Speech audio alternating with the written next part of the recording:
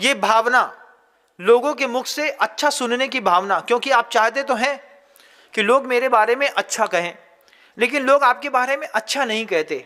तो लोग हमको अच्छा कहें इसलिए कुछ लोग चेहरा तैयार करते हैं, कुछ लोग अच्छे कपड़े पहनते हैं, कुछ अच्छी एसेसरीज पे आते हैं, लेकिन लोग हमको अच्छा कहें इसके लिए आचार्य कहते हैं कपड़ा तैयार करो या ना करो, लेकिन दिमाग जरूर अच्छा तैयार करो।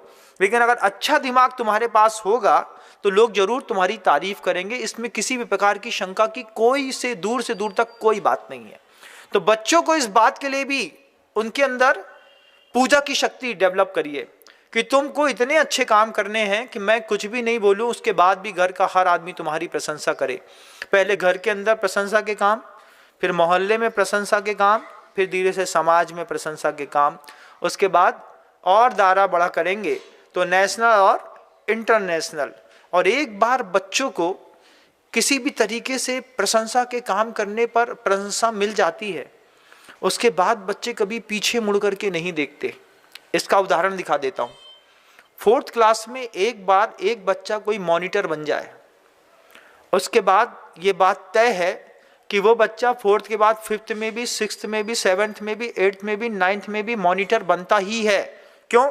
एक बार अपने बच्चे के अंदर हमने लीडरशिप क्वालिटी डेवलप कर दी, सेल्फ मोटिवेशन डेवलप कर दिया, उसके बाद दुनिया में हमारे बच्चे को कोई पीछे नहीं कर सकता।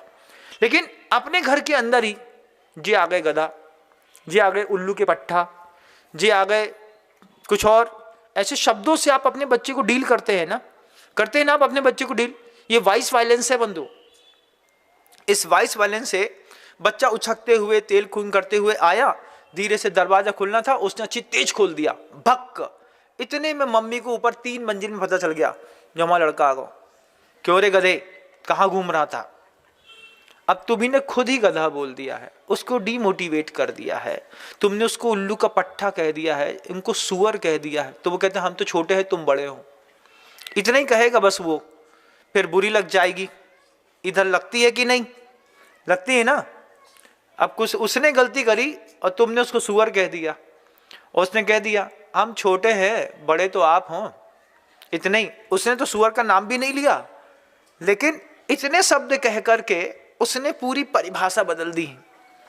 और फिर आपको लग गई बहुत बुरी, आप थे ताकतवर, बच्चा था कमजोर, तुमने उठा के उसको 2 तमाचे मार दिए, बेचारा रोने लगा, माँ ने आंचल में छुपा लिया। कहानी खत्म नहीं हो गई, कहानी गढ़ना आपने शुरू कर दिया।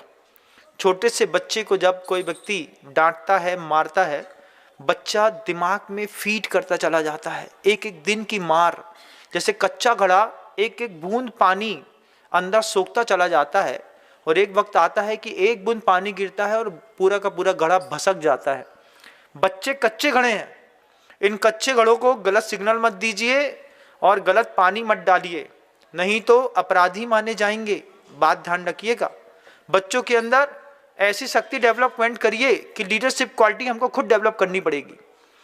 ज्ञान की शक्ति, पूजा की शक्ति, तीसरी कुल की शक्ति भी बच्चों के अंदर डेवलप करी जाती है। ये भी आपके घर के अंदर की जवाबदारी। बेटा अपने घर में ऐसा नहीं होता। जैन समाज के बहुत सारे घर एक ही मोहल्ले में होंगे। एक घर ऐसा होगा जिसके घर के अंदर रात्रि भोजन नहीं होता होगा, आलू प्याज नहीं आता होगा, लहसुन नहीं आता होगा, जिनके बच्चे बाहर नहीं खाते होंगे, जिनके घर के बच्चे फटा जीन्स नहीं पहनते होंगे, जिनके घर के बच्चे रोज मंदिर जाते होंगे, जिनके घर में अच्छे कपड़े का व्यवसाय होता होगा, जिनके घर के अंदर बिल्कुल साफ शुद्ध तरीके से दान दिया जाता होगा।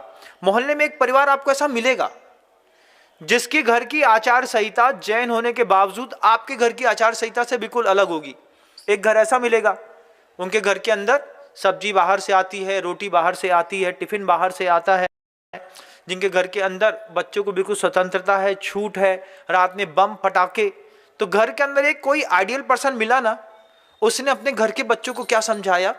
अपने कुल की परंपरा में पटाखा नहीं फोड़ते, अपने कुल की परंपरा में आलू प्याज लहसुन नहीं खाते, अपने कुल की परंपरा में बाहर रोड का नहीं खाते, दूसरे नीच लोगों के हाथ का छुआ हुआ अपने कुल की परंपरा में नहीं खाते।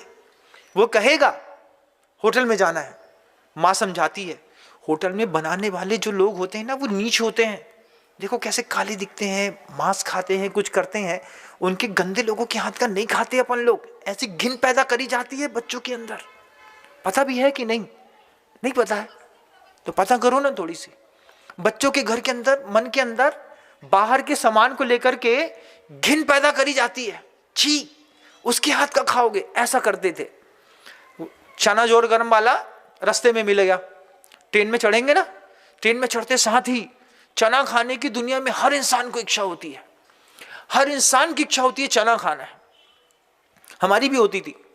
मम्मी पापा के साथ जब कभी भी अपने घर से कहीं जाता था सफर में, बस पापा चना दिला दो ना, ठीक चना खाएगा। मम्मी से बोलते, मम्मी चना दिला दो, बेटा पूड़ी रखी है, रोटी पूड़ी खा लो, पापड़ खा लो, अचार खा लो, सब्जी रखी सब्जी खा लो, तुम्हारे लिए रसगुल्ला लेके आए रसगुल्ला, चना खाना है। होती है कि नहीं इच्छा? होती है ना। ट्रेन में बैठेंगे और चने खाने की इच्छा हो जाएगी। उसी वक्त धीरे से माँ ने एक दिन समझाया, सुनो, पापा ने डांट दिया ना, चने वाले गंदे होते हैं। उनके घर के अंदर अंडा बनता होगा, जिस खाने में अंडा, जिस पात्र में अंडा बनाते थे उसी में उनने चना उबाले होंगे। उसकी चेहरा देखो कितना गंदा है, उसके पैर कितने फटे हैं, उसके शरीर से बदबू आ रही है। ऐसी घिन पैदा कर दी। एक बार घिन पैदा कर दी आपने कि बड़े घर के लोग नीच कुल के हाथ का नहीं खाते। ये कुल का अभिमान मन के अंदर पैदा कर दिया। ये कुल की शक्ति मन के अंदर हर बात में पैदा करनी पड़ती है। बच्चे ने कहा फुल्की खाना है, हमने कहा बना देंगे। और जैसे ही, आप विश्वास मानिए, जिस दिन माँ ने मुझे समझाया कि नीच कुल के लोगों के हाथ का अपन नहीं खाते हैं, उसके बाद भी मैं सफ़र में जाता था। उसके बाद भी जब मैं कभी भी नाना नानी के यहाँ जाता था 6-8 घंटे सफ़र करना पड़ता था। लेकिन माँ ने एक बहुत अच्छा काम किया कि मेरे टिफ़िन पे, मेरे बॉक्स में या फिर अपने साथ जब भी सर्वाइव करती थी, वो चला करके सुबह चना उबाल करके ठंडा करके बना करके रख देती थी। इमली की चटनी साथ में रख लेती थी। हमने कहा चना, लेकिन हम लेके आए, अपने घर के खा लो। अब घर के चने और उसके चने देखे, एक जैसा कलर, एक जैसे, वो ये अच्छे हैं ना, चने पानी में उबले हैं, सब है, बढ़िया है। और जैसे ही माँ ने एक बार समझाया, उसके बाद कभी जीवन में किसी भी ठेले वाले से चना नहीं मांगा। ये बच्चों के अंदर कुल का गौरव पैदा करना पड़ता है। आपने कभी पैदा किया क्या? आपके बच्चे ने बोला होगा आज हम पिज्जा खाने जाएंगे, हाँ चलो तुमको पिज्जा खिला के लाते हैं, है ना। हमको आइसक्रीम खानी है, आइसक्रीम खानी है, तो हम चले गए आइसक्रीम खिलाने के लिए। दुनिया की कोई भी एक आइसक्रीम का कप लीजिएगा, एक कप लीजिएगा आइसक्रीम का, है ना। उस कप को लेकर के चुपचाप नॉर्मल टेम्परेचर में 6 घंटे के लिए छोड़ दीजिएगा। आइसक्रीम गल करके उसी कप पे वापस बैठ जाएगी, खोलिएगा भी मत। बैठने के बाद पता चलेगा कि कप में आइसक्रीम जब लाए थे तो इतने बड़े कप में पूरी भरी दिख रही थी, ठंडी होने के बाद आधी से भी कम बची। क्योंकि आइसक्रीम की कंपनियां आइसक्रीम इस स्टैंडर्ड के साथ बनाती हैं कि आइसक्रीम के जो पदार्थ होते हैं उसके बीच में ऑक्सीजन घुसी रहती है, जिससे वो फूली फुग्गा जैसी लगती है, खाने में अच्छी लगती है। एक बार ठंडी कर लीजिए, एक बार करके तो देखिएगा ना मेरी बात को। अभी तो जिंदगी बहुत बड़ी है, अभी तो बहुत दिनों तक तुम पैसे बर्बाद करोगे, घर बर्बाद करोगे, अपना जीवन बर्बाद करोगे। एक बार करके तो देख लो मेरी बात कि आइसक्रीम के कप को लाओ और घर के अंदर ऊपर नॉर्मल तरीके से रख लो, 6 घंटे तक रखी रहने दो। उसके बाद सिर्फ उसको सूंघ करके देखो, तुम्हें पता चलेगा कि तुम क्या खाते हो। उसकी एक चम्मच उठा करके उस आइसक्रीम को जो ठंडी और फूली होने पर तुम खाना चाहते थे ना, उसी कंटेंट को एक बार उसको नॉर्मल टेम्परेचर में आने के बाद एक चम्मच मुंह में डाल करके देखो, जीवन में कभी बाजार की आइसक्रीम नहीं खाओगे। अगर आपको मेरी वीडियो अच्छी लगती है तो प्लीज़ मेरे चैनल को लाइक करें, शेयर करें और सब्सक्राइब करें। Thank you.